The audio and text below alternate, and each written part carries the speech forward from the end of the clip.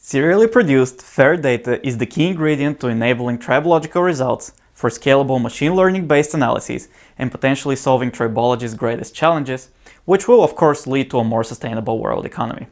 Hi, my name is Nick, and I will offer you a video abstract of our recent publication called Generating Fair Research Data in Experimental Tribology. Since this was, and honestly still is, a highly multifaceted project, I chose to augment the paper with an expressive video guide, which will hopefully shed a little more light on the depths which the project had to reach in order to accommodate tribology's characteristic traits. Well, let's jump right into it with a quick overview of the framework which we came up with for producing fair data.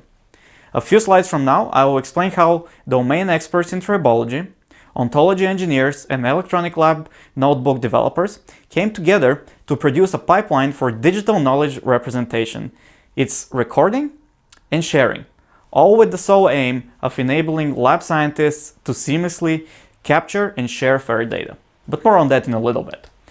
First, a quick recap of what tribology is for those of you coming from other fields, and what do you need to know about it in order to see why I believe that tribology is a great test bed for many other fields of research which would like to undergo a digital transformation.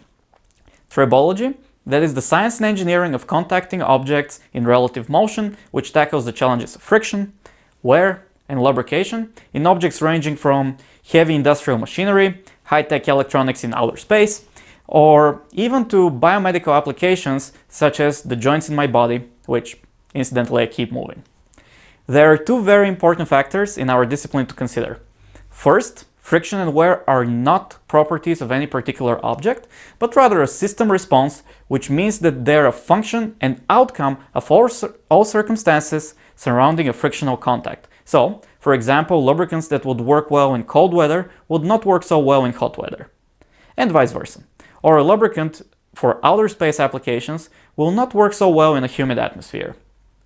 The second very important factor to consider when thinking about tribology as a field is that it is extremely multidisciplinary, including researchers from all walks of natural and engineering sciences, which again relates to the fact that friction and wear are a product of the complex interactions of all objects and conditions that are present during a sliding event. But what implications do all of these have on data, data-centric machine learning, and what exactly is fair data? Well, fair data is an abbreviation that stands for findable, accessible, interoperable, and reusable data. These four principles were introduced in 2016 and later developed as a set of guidelines and measures of roughly how useful digital objects are when publicly shared in a scientific setting. Since tribology as a field relies heavily on empiricism, again due to the countless factors that affect the sliding process, to produce fair data as experimentalists, we need to account for all influences present in a test. And in the case of solid-on-solid lubricated sliding, that means that we also need to account for all manufacturing steps which have produced the specimens and their respective surfaces. To narrow down the scope of the project and to provide a tangible illustration of our developments, we chose to digitalize a relatively standard pin-on-disk experiment which produced a characteristic strike-back friction response of an interface just entering the hydrodynamic lubrication regime. So, I'm guessing you probably opened this video to see how we went about producing a fair data package as part of an experiment. Remember, this was all done with the aim of enabling data for data-centric machine learning analysis, as currently a shift away from model-centric machine learning is taking place. In recent years, it has been shown that investing time in generating higher quality data can earn higher rewards than spending the same amount of time on improving the metrics of a specific model. Now, I will build the panel diagram with the components of our framework that you saw in the beginning of the video.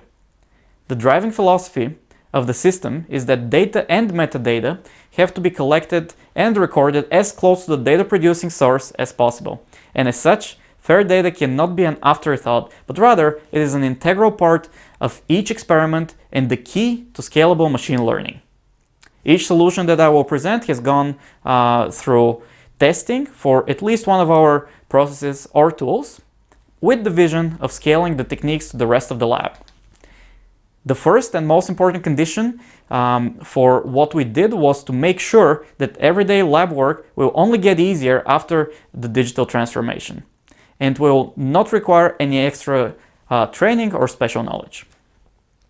Lab activities include human-controlled, also known as analog processes, such as cleaning or polishing our samples, and they're usually followed by computer-controlled processes such as tribological tests or optical measurements. The latter two capture data natively, as they're already digital in nature. Then all data is exported to the so-called FAIR data package, which I believe should accompany most future publications in tribology. To record the analog processes fairly and ensure consistency in the way paper lab notebooks are replaced, we need an entry point for digital event logging.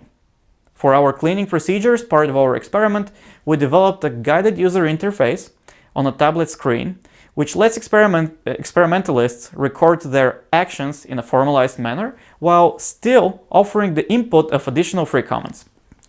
The results of now this digital record, as well as the results from the computer-controlled processes, are then assembled in a data structure that is shared between all events. The records are then uploaded to the virtual research environment. In this case, we chose CADI format, which incidentally includes an electronic lab notebook. That is where results can be explored, visualized, and published to form the FAIR data package. To give an example, for our showcase experiment, the 45 records sit in a collection on CADI format. Each of them includes a formalized and, importantly, machine-operable sets of key value pairs which unambiguously describe the event or object. When there are measured data, they're also uploaded to the lab notebook. The relationships to other records, such as between a machine and an experiment, are linked within the record and can be visualized. Finally, we have multiple options for exporting the resulting records, consisting in our case of 2008 key value pairs representing the showcase experiment. And we uploaded these to Zenodo, which is a data sharing platform. The link for this is in the description to this video. But how exactly did we come up with the appropriate list of key value pairs? Well, this is where domain knowledge and multilateral agreement are key. For this, we organized a team of 10 tribologists from our lab, and we first put together a rough list of objects and events that constitute the research protocols. We made this list on a local copy of the Wikimedia software and collaboratively organized the minimum common descriptions of each object and event so that they precisely define the uniqueness of each instance. However, to make these semantic formalizations scalable and interoperable, we took the decision to construct an ontology that answers the two following questions. What are the relevant keys that describe our showcase tribological process fairly? And can one re-implement the procedure based only on the descriptions that the ontology has supplied? The resulting ontology contains 1,696 logical axioms so far and was constructed with the idea of being flexible when it comes to machine operability within an electronic lab notebook and also flexible to its applicability to new processes. The ontology thus emerges as an essential tool when it comes to providing a reasoning basis for future machine learning algorithms. Finally, to translate the fundamental ontological hierarchies into a set of requisite key value pairs, a piece of software called SurfTheOwl was designed, which pulls the definitions from the ontology and provides the key value pairs. This was also uploaded on Zenodo, and the link for that is in the description. Now, with all of these tools at hand, we hope that you will check our publication out and get in touch with us if you have any questions. You can comment below on below this video or connect through any of the other channels mentioned.